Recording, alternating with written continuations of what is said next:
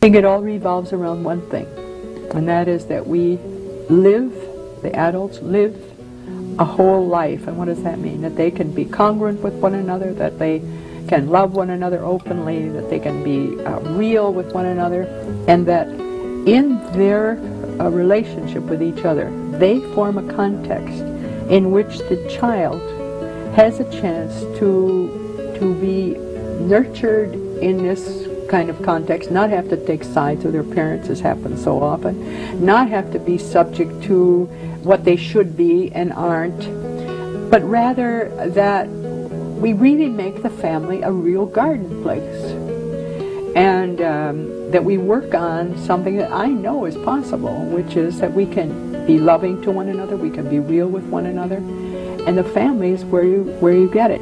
Virginia Satir is Director of Training for the Avanta Network. A noted lecturer and therapist, she is recipient of numerous honorary degrees. Her writings include People Making, Conjoint Family Therapy, Self-Esteem, and Helping Families to Change. Today, she shares some of her central views on the quest for peace.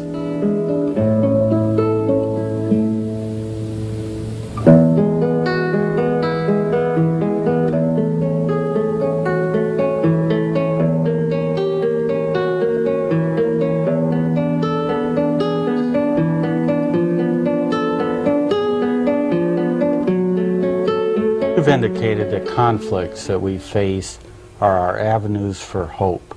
What are you trying to share? What I'm trying to share is the fact each of us is unique, so there is no way in the world that we can be with another one without coming into some kind of differentness. So that looking at the differentness and being able to find ways to share it becomes a fantastic gift. Think of what happened in the world today if we were all met everybody who was just like us. Given the fact that conflict is an avenue for hope, you've thought about the family. What role does that have in shaping behavior? Well, I want to start off first with a negative use of it. For many people, the presence of conflict is the same as saying, I don't love you. And so then what people do, they don't want that to happen, so what they do is they try to get rid of the conflict. And they don't find ways that they can make it into something that is very useful. And the family is the place where we learn about how to deal with this. So one of the things that I try to do, first of all, is to help people appreciate that you are a unique being, all the others are unique beings, and what's coming out is like information that we can use to help one another. You've written that troubled families are the crucible of troubled individuals. What you've thought about the family, does it do? Conflict in a negative sense is one form of destructive work. What else occurs? When you were talking, let me tell you the image that came to mind. All of us are born little, and we all have to depend on the people around us to help us. The people that are helping us are just using whatever it is that they have learned. And most people in the world have learned from very early time that the way in which they're supposed to be is to conform and obey to whatever anybody asks them to do. That that's the definition of a whole person, or a good person, let us say. Well, if that's all I ever learn, to conform to what you want and to obey what you tell me, I never have a chance to learn about my uniqueness.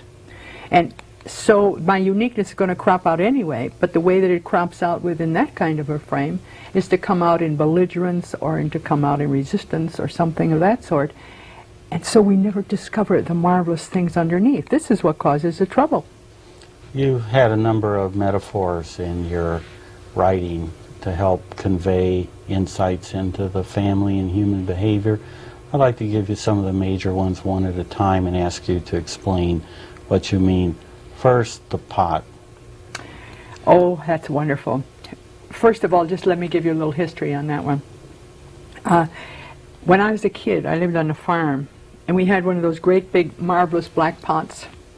And in the spring, that pot held fertilizer for my mother's bedding plants. And that had been accumulated over the years. Then in the summertime, it was cleaned out, really cleaned out, and for the freshers who would come, we'd put food in it, soup or something like that. Sometimes it was even used for food for cattle. It depended on what we needed. Then the third use of it during round butchering time is when we had a lot of fat rendering, and so we made soap in that.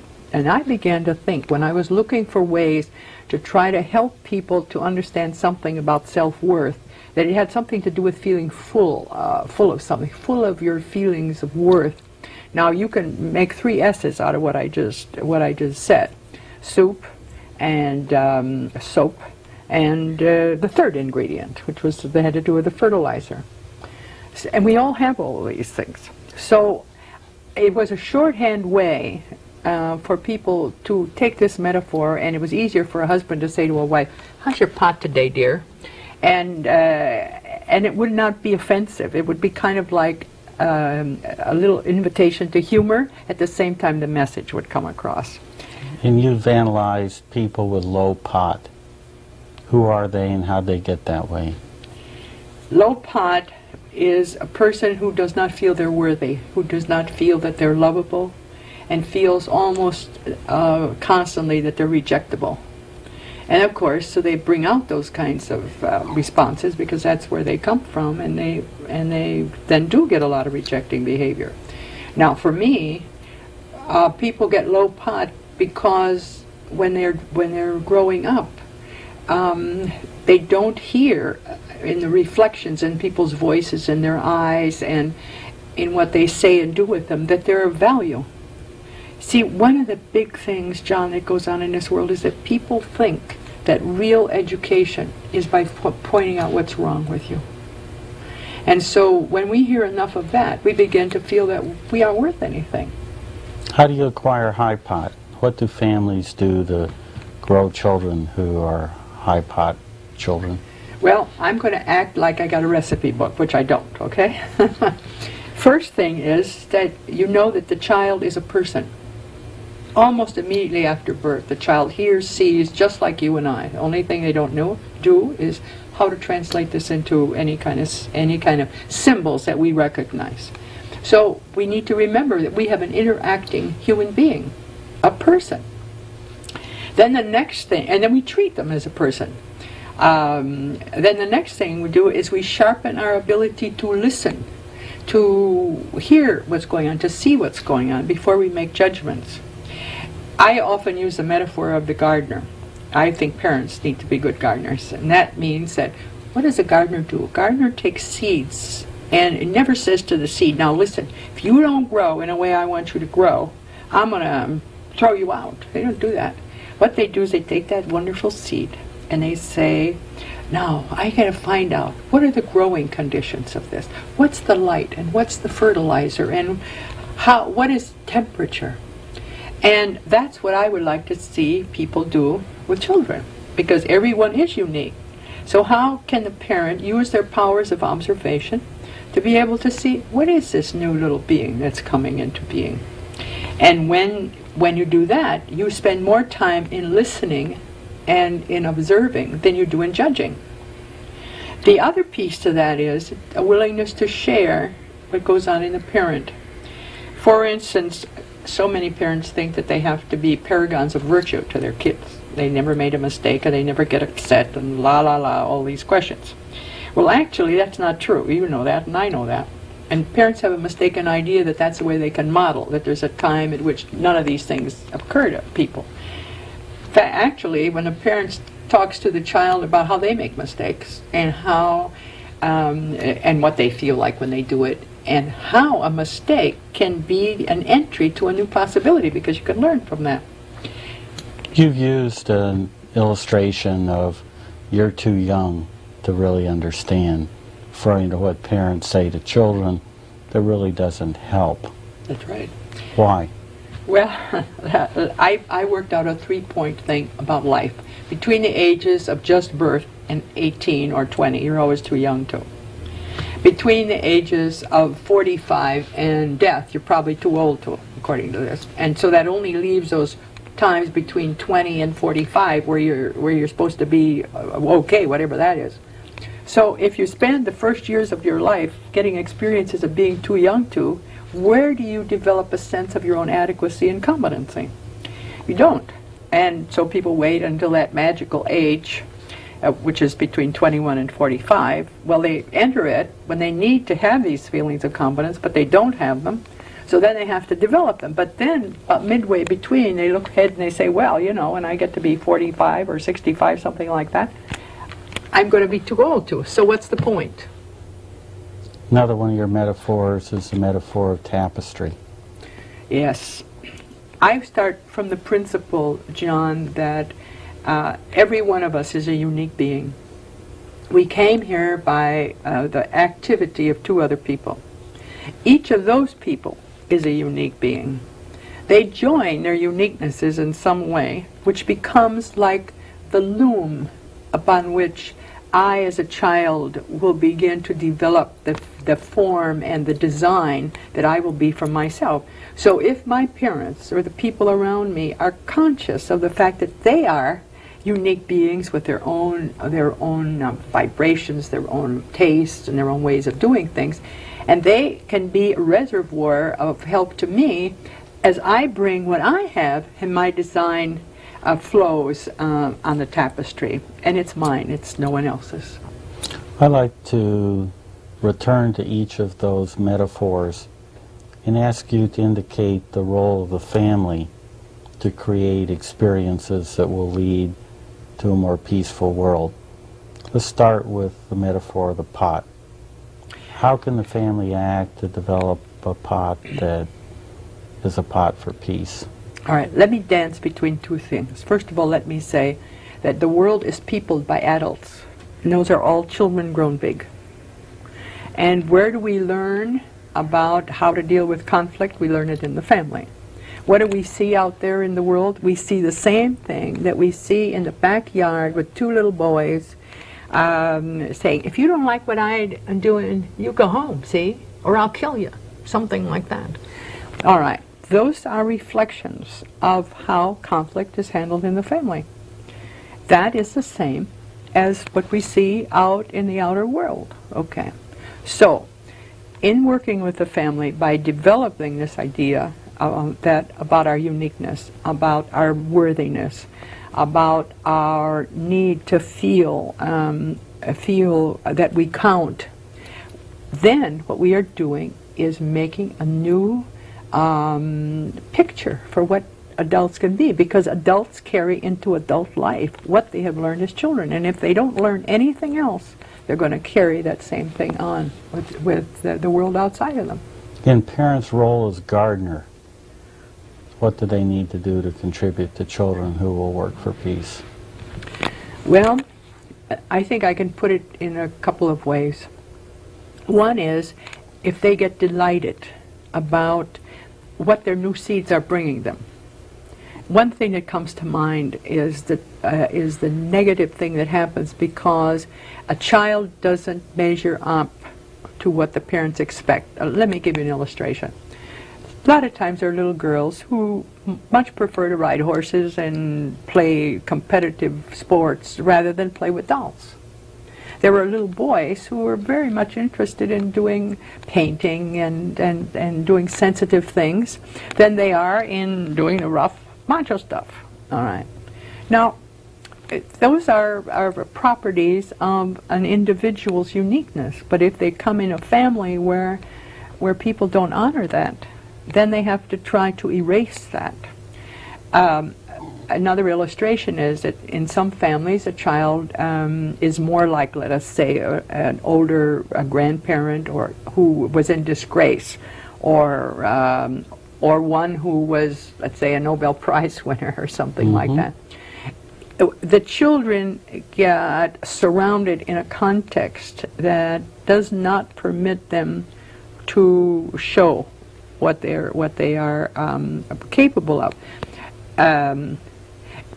One of the things that I try to help parents do is get excited about the possibilities for their child, just like you do with a seed in the garden that I talked about before, and looking with appreciation at all the new possibilities. That means you have to start out with an attitude that permits you to see what's there instead of you to try to put there what you hope will be there. And so that wonderful thing about also waiting. Waiting to know that it takes a while for the seed to sprout. Takes a while for the seed to unfold itself. And in the meantime, you go on trust, just like a gardener does. You go on, you plant a seed, you go on trust that it will grow. And the same thing is true with parents and family. To be able to be patient, at the same time to allow themselves to observe without judging. I have to say one more thing. The other day I ran across a young man who told me that when he was 5 years old, it was quite possible for him to look at a page and memorize it, no matter how big it was. And when he told his parents about it, they couldn't believe it. Now he had a skill and he had a gift that his parents didn't have. Fortunately for him, even though they found it hard to believe him, at the same time they were interested and they didn't squash what he was doing. Some people would have gotten scared. See, John, I think that we are just beginning to touch the possibilities of what a human being can be. And since we've been so busy to ask people to conform and obey to what we want, we haven't had a chance to see what all the other possibilities are. What possibilities we have for bonding, for uniting, for leading, for building with one another. We're just beginning to find those out. Yours is essentially a message of hope that if the pot isn't full, if the gardening hasn't worked, if the tapestry is not woven to reflect an individual's uniqueness, that change is possible. What's the role of the family in relearning? Now let me preface that by saying, see, it is no longer for me a matter of possibility, what you say about change. I know it is a fact. It is an observable fact. I have worked with people for up to the age of 104. From 2 weeks on to 104, and I see what change is possible. Now, you ask, what is a change possible? First of all, it's a change in an attitude in ourselves. That we can get a connection with the life force within the two of us.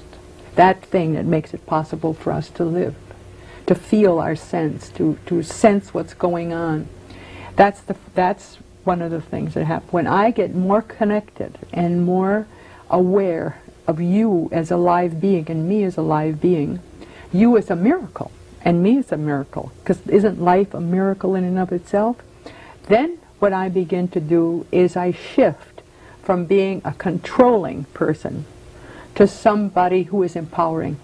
And so the whole notion of how I can empower you, and if you're my child, means I listen to you, I respond to you from my own real self. I am also able to let you know about certain realities that I see that maybe you don't, but it's within a sense of appreciation, of joy, and of life contact. You've really written that communication is the heart of beginning to bring about change.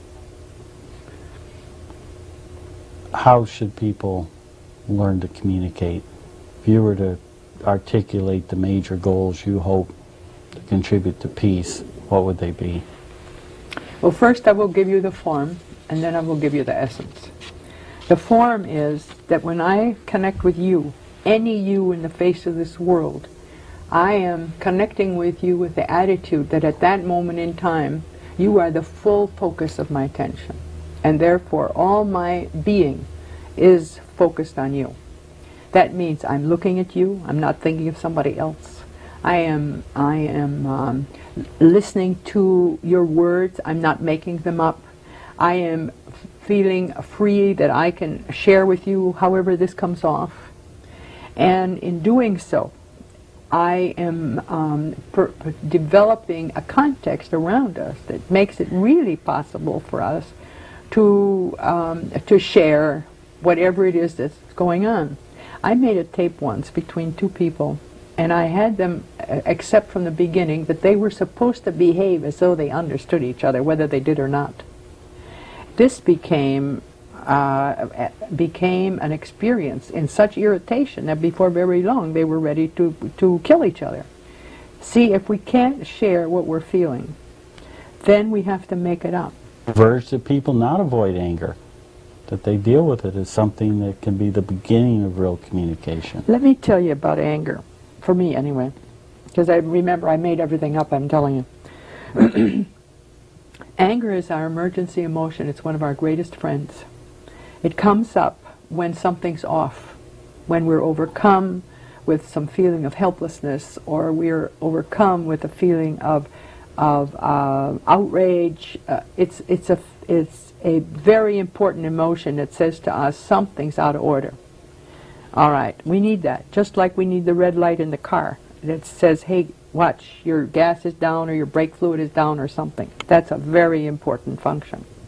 Now, when we can honor that and let ourselves know and articulate the fact, I'm angry at this moment. I don't say you made me angry. I simply state this. And then I can then take a look at what it is that's going on, and I might be able to share that with you. Some of the greatest bondings come about because people have shared on that level of things. There's nothing I can do about anything that happens, certainly around you, or even around myself, unless I make it clear what's going on. You've written that what you've learned, you can learn again. What are the major implications of that for creating people who value a more peaceful world? In our world today, I think that the majority of the world is governed by something I'm called a hierarchical model, which is that some people know and some don't. Some people are big and some people are little. And so that kind of an experience in the world means that people cannot be equal to one another. And not being equal to one another, in a sense of their value with each other, then they go on perpetrating this kind of thing. And it shows up in the haves and the have-nots in the world. So when we can in the family to reinforce the idea that everybody in the family is equal as a valuable human being, different and same in many ways to each other, but never identical. So we separate the physical part from the essence part. The physical part being your different color, skin, your different height, your different weight, and so on. Those are all physical characteristics from the value feeling that you as a being and I as a being are equal in value. You've intertwined in your writings is the notion of divinity. How do you think about spirituality and divinity as they relate to creating a more peaceful world? That's a very interesting question, and I'm going to start out with something. When I see people in a coffin, they've got everything they had before, but one thing, life. They can't move. So, and life is something we cannot give ourselves. It's given to us. Where does that come from? For me, it's a part of the divine order of the world. And therefore, life is, by its very expression, a manifestation of spirituality. That's our base, our spiritual base. And I don't know how it happened, but somehow we got off that track. And I think it may have happened because the excesses of religion, which left those that did, left the spiritual base, which has to do with this, we're all the same in that value, and went into who is acceptable and who isn't acceptable. And now what I believe is that we're really coming to recognize that all of us, but all of us in the world, come from a life source that we do not create.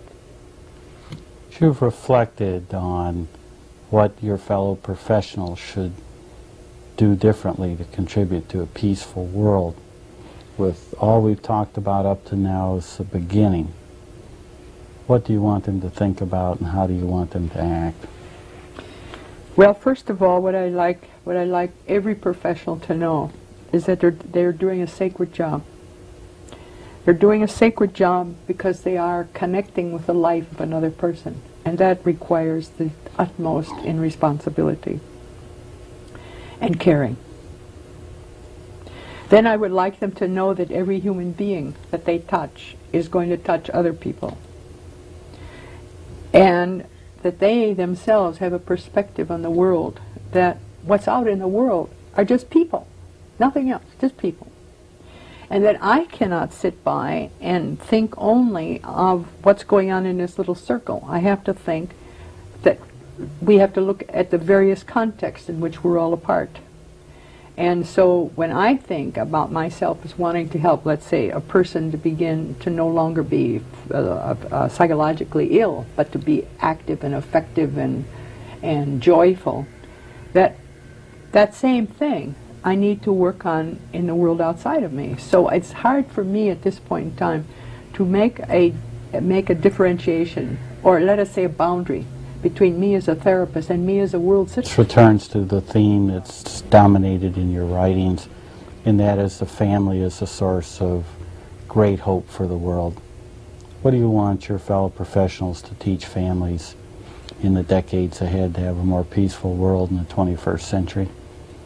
I think it all revolves around one thing, and that is that we live, the adults live, a whole life. And what does that mean? That they can be congruent with one another, that they can love one another openly, that they can be real with one another, and that in their relationship with each other, they form a context in which the child has a chance to be nurtured in this kind of context, not have to take sides with their parents, as happens so often, not have to be subject to what they should be and aren't, but rather that we really make the family a real garden place.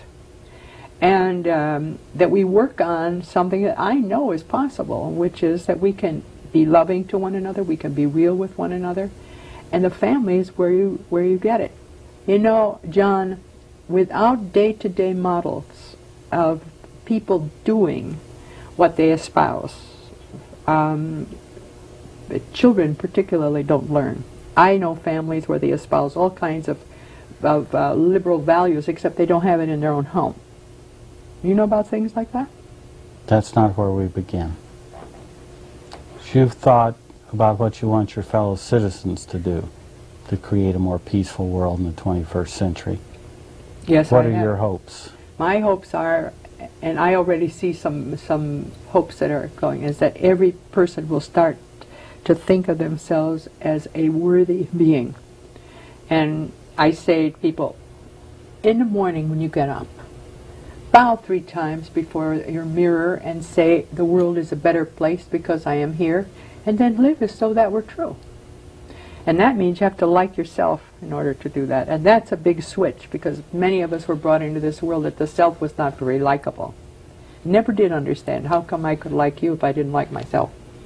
Thank you for sharing with us today your insights into the role of the family and the human being in creating a more peaceful world.